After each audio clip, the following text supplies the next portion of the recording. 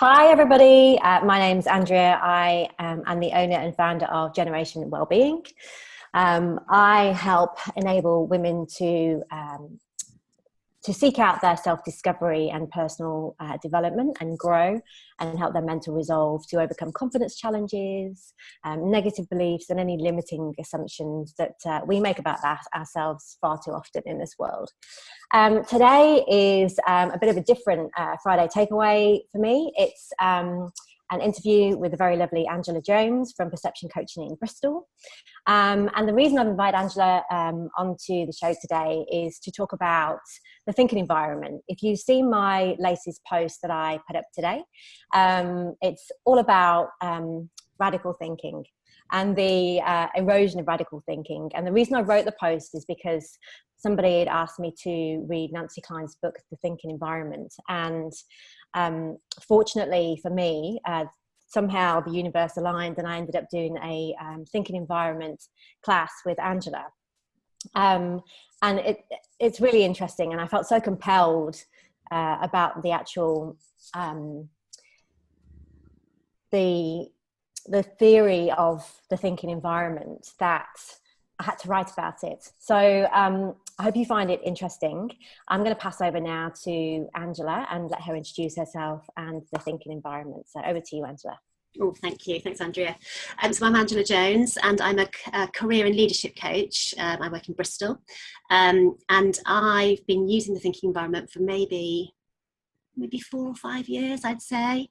And it came for me from a desire to help people go beyond the thinking that they get stuck in. So, you know, as coaches, we can use some clever, open questions, but there's always some direction involved in the questions that we ask.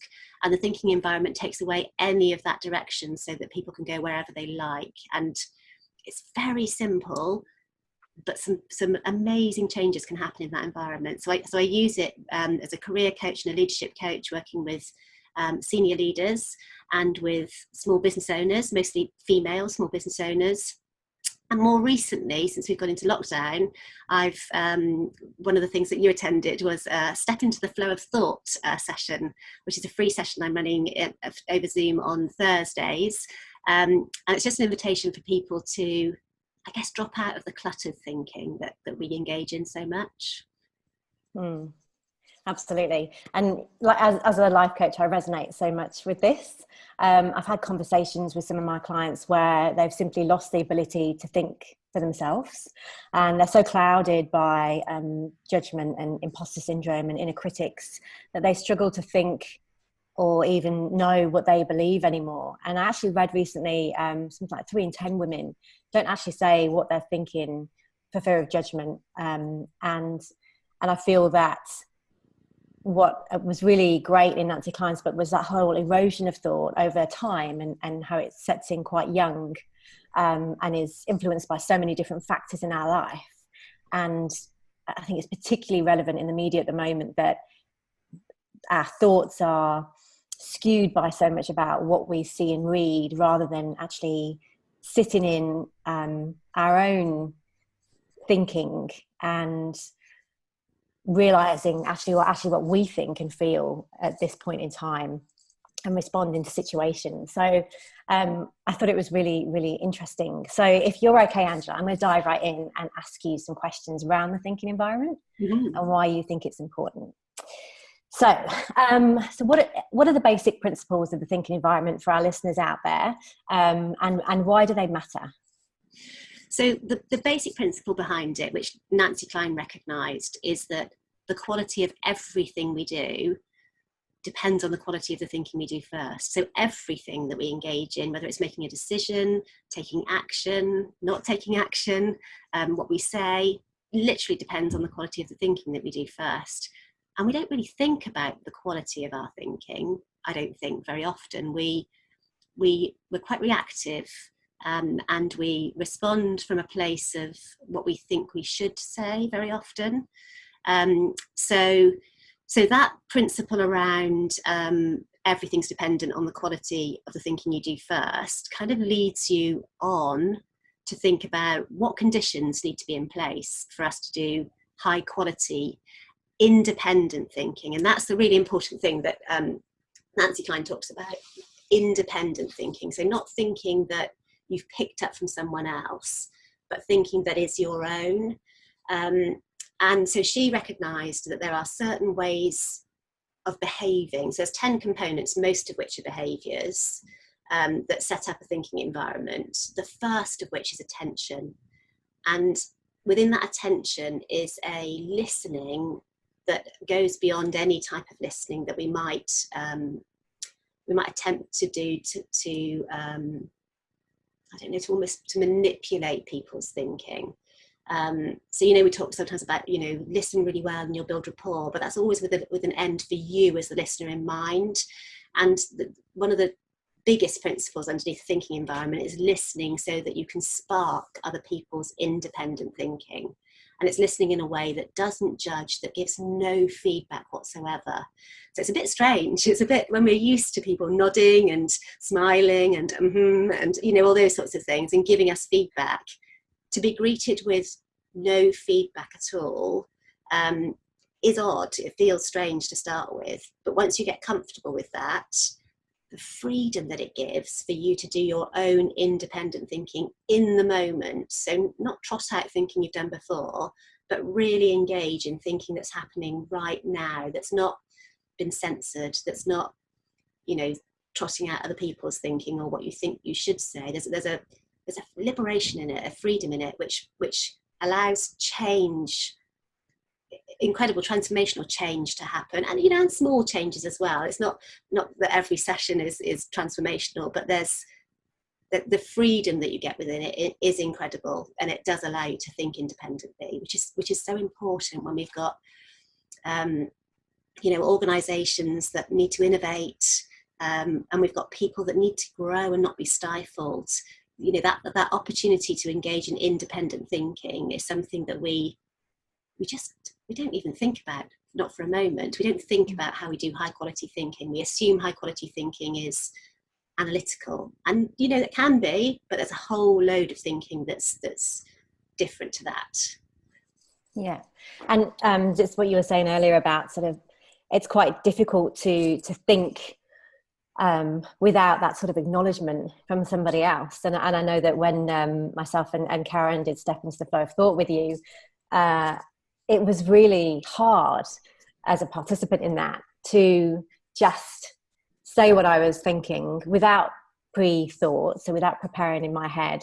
And then that was also quite difficult, what I was going to say. So when you asked the question, and it was just had to be straight off the bat, and there was no acknowledgement or no nodding or feedback, or it was really liberating, but it was also very difficult because you sort of look for those signs of encouragement to either keep going or stop talking. So it's a really difficult habit to get out of. Yeah, it's a funny thing, because I think what we tend to do is we tend to walk around and project, I think, an image of ourselves to the world much of the time, actually, because we are so used to tuning in to what people think of us. And, you know, that's kind of useful. There's an evolutionary reason why it's useful to get on with people and to think about what you do is being received. And there's some, you know, it makes sense to do that. But what it does is, because we are so busy almost being aware of mirrors that are reflecting back to us how we're doing, which is all based on our own thinking, our own interpretation of how other people are responding, not necessarily how other people are actually responding, because we don't know that. We're interpreting what we think they're thinking of us. But because of that, we put up it's almost like a wall around us, a protective kind of wall that's an image that we think we need to live up to. And that's why I think there's so much conversation around imposter syndrome, which is a fascinating thing. It's completely fascinating. And I think, you know, perhaps the reason that we feel like we're an imposter is because actually the person showing up on our behalf isn't actually who we are, because we're so conscious of how we're being received. We're so conscious of managing that image that quite often somebody else is showing up on our behalf. So it's fascinating. And I think when you're not getting the feedback that we're so used to getting it is unnerving to start with. So this way of being with people is not something you can do, without telling people what you're doing, because it's a bit odd. You don't want to spring this on people and suddenly go blank and not give any feedback. If you are interested in looking at the thinking environment and exploring it, it's something you definitely do with people's consent and an acknowledgement of what it is, because it can be uncomfortable, and then it can be brilliantly liberating once you realise that there's nothing coming back and you just are free to go with whatever comes up next in your thinking. Yeah, and I can definitely vouch for that. It's really, really useful. And when the book talks about the erosion of thinking, and that's something, obviously I've only read the first few chapters of the book, but it talks about the erosion of thinking. And I mean, do you agree with that? And how can we make sure that it doesn't happen? Yeah, so I think it's the erosion of independent thinking that Nancy's concerned about, isn't it? And I think that image that I've just talked about is on an individual level is definitely something that happens. We censor our thinking before we kind of let it out there, because we wonder how people are going to respond to it. And that's, as I said, that's a useful adaptation that we have, but it's not useful all of the time. And in organisations where we get groupthink, where we're just reflecting back what we know is politically acceptable within that organisation, it stifles innovation, it stifles creativity, and it stifles real change happening, because we tend to kind of pick up thinking that we've heard, perhaps leaders, influential people talk about, and we echo that back. We come into meetings with a fixed view. We don't think in meetings, we come to meetings to defend our position. And that position, I mean, that kind of just stops. It just means that organisations and teams are compromising very often with a solution rather than thinking together, really thinking in real time together, and that thinking developing into synergy rather than, compromise and groupthink, which doesn't move anybody forward. So I think there absolutely is an erosion of that independent thinking that's so necessary. And it's crazy. I mean, when you think about it in organisations, the fact that, we interview people and we employ them based on what they're capable of, and then we say, right, this is the box that you sit in, this is what we want you to do, and forever then, potentially, someone is just within the confines of what they think is perceived to be acceptable and never doing anything more. And that's why organisations aren't responsive enough, really. So, definitely there's erosion of independent thinking, and it's so easily available to us. It takes some discipline, but it's so easily available to us, as we see through Nancy Kline's books. Yeah, absolutely. I couldn't agree more. And it's almost like when we talk about that sort of once you're in an organisation, and there are certain brands that you have to act a certain way, and as a former brand manager, it's you live and breathe the brand. And that's what we're taught internally and externally, and I guess that also ushers in the importance to make sure that you work for somebody that you really want to work for, because they align with your values and who you are as a person. And I also think it's really interesting when you talk about sort of sitting within that box and no independent thought, that organizations that encourage that, it's almost like they have a finite mindset. And Simon Sinek talks about the infinite and the finite mindset. And that's really interesting about how organizations in the future will survive and are surviving because of an infinite mindset. What else is possible? And they rely on independent thinking to be able to take their organizations forward. I think that's another interview, I think. But yeah, it's just fascinating stuff. And so I guess in terms of sort of wrapping this up, how can we help ourselves to set ourselves up in an independent thinking environment? Well, it's interesting, because the thinking environment, as Nancy Kline describes it, is an environment that's dependent on the behaviour of others whilst you're thinking. So to get the best quality thinking, you need to be pairing at least with one other person who understands how to create a thinking environment, much of which is contained within Nancy Kline's books. and agreeing with each other that you'll share the time equally to engage in independent thinking. There's one other thing though that I tend to talk to clients about doing in between sessions that I might have with them, which is about letting your thoughts flow on paper.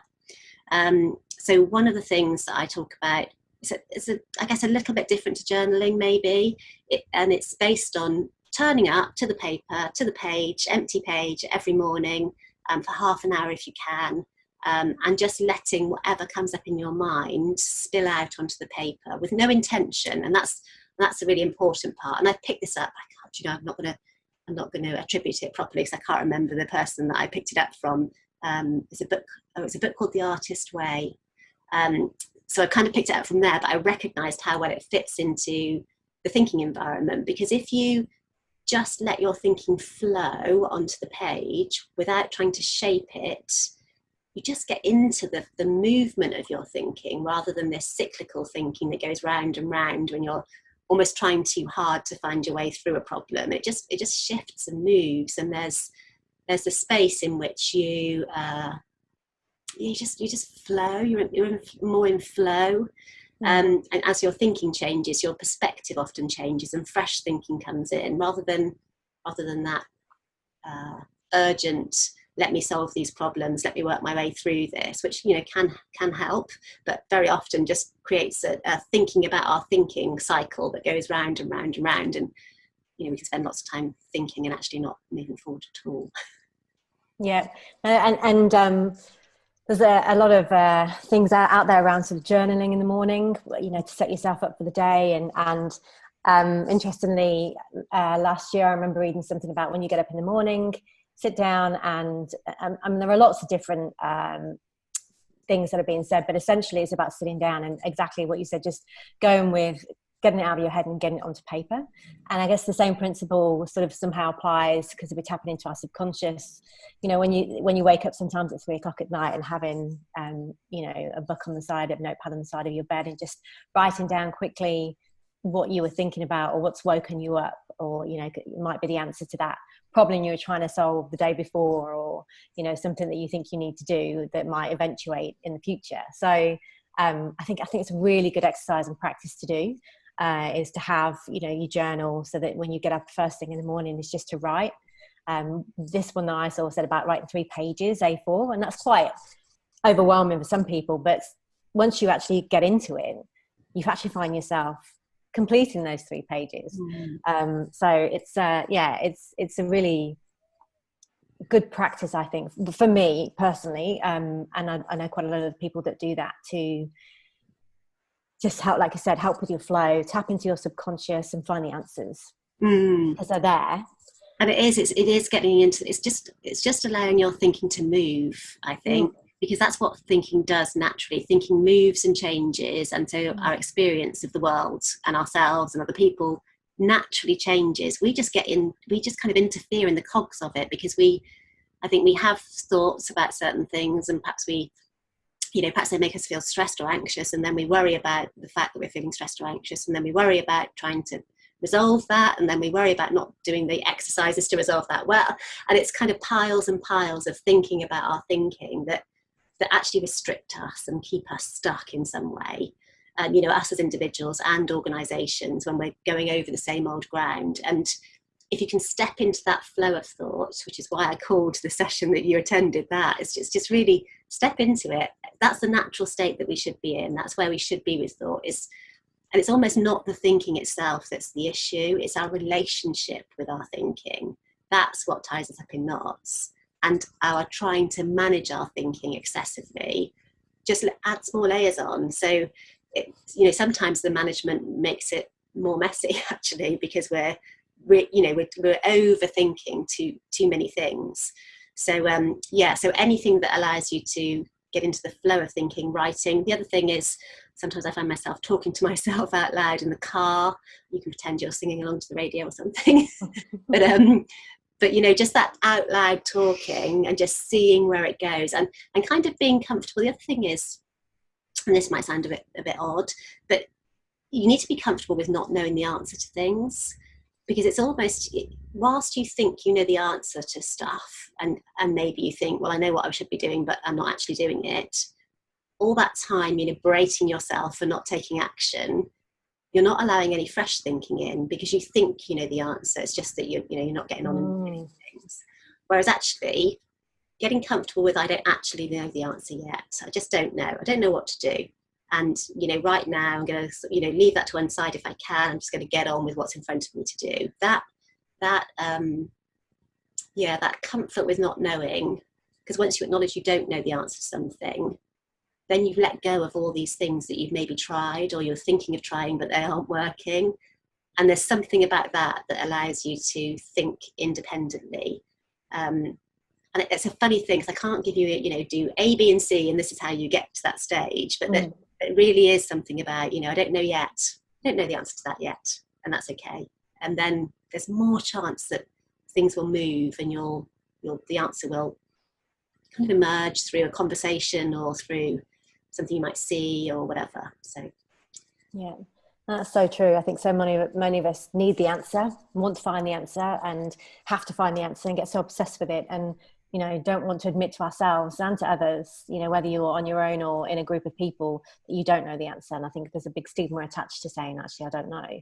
But actually, it's really quite freeing to say, I don't know the answer, but I'll find out. I just don't know right now. Yeah, it's lovely, isn't it? It's linked to this. I love this theme that's around at the moment around vulnerability, because actually not knowing is an extremely vulnerable state, and it's a state of humility as well, which is seen as a very strong leadership trait, but one, of course, that you can't I don't know, manufacture humility. You're either humble and you're open, or you're not. You can't. It's something you can kind of create to manipulate other people. So that ability to say, I don't know yet, invites other people, if you're in a team environment, to give their views. And there is a vulnerability in it that just it just has an openness and a warmth and a connectedness. And that's the other thing I see massively within the thinking environment, is the connection, the deep human connection that happens within the thinking environment. Just gives an ease to everything. There's an ease. That's one of the components, actually, one of the behaviours almost, replacing urgency with ease. Just lets things move, just lets things happen kind of much more naturally, and much more creative solutions come through than we might try to chase almost. We chase them away almost in our urgent need to know. Yeah, absolutely. Definitely. Wow. Well, thank you so much, Angela. I really, really appreciate you coming on. I know that I sprung it on you quite last minute, so thank you for being so accommodating. And tell us when your next thinking into flow, is it? Step into the flow of thought. I've been doing these every Thursday, so I've got sessions booked now until the middle of August, and I'll review things then and see how that goes. It's completely free. It's for up to 5 people. If you look on Eventbrite, and it's called Step into the Flow of Thought, then please do book on and come along and see what you think. And you're very welcome yourself to come back again if you'd like to. Yes. I think both myself and Karen are quite keen to get back on in a few weeks, and I'll share that Eventbrite as well on my socials. So if anybody else out there that wants to sort of jump on and find out a bit more, or just have a bit of time to curate some independent thinking, I definitely recommend it. So thank you again, Angela, and thank you everybody for listening.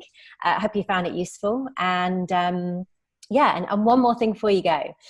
So normally, Angela, on a Friday, I do a Friday takeaway video, which is just like a little takeaway to people for anything that's been challenging throughout the week, or, just a little tip. So what kind of quick tip or what we talked about today could you give our audience for a Friday takeaway? I would say the writing, because that's probably the easiest thing for people to access. So build some time into every day, if you can, to write with no intent for, say, 30 minutes, and just see what falls out onto the page. And you don't even have to reread it. It just gets you into that flow. Great. Fantastic. Thank you. So everybody's challenge for today then, Friday takeaway, is to just get up in the morning, write for 30 minutes. Don't think about it. Just get it onto the paper, just to create energy of flow and thinking, and then reevaluate that in a week and see how you're feeling. All right. Well, thank you again very much. And thank you, Angela. And we'll be getting this up on the socials this afternoon, hopefully. And we'll share it with all our listeners then. So have a great weekend, everybody. And thank you very much. Thanks, Andrea. Thanks, Angela.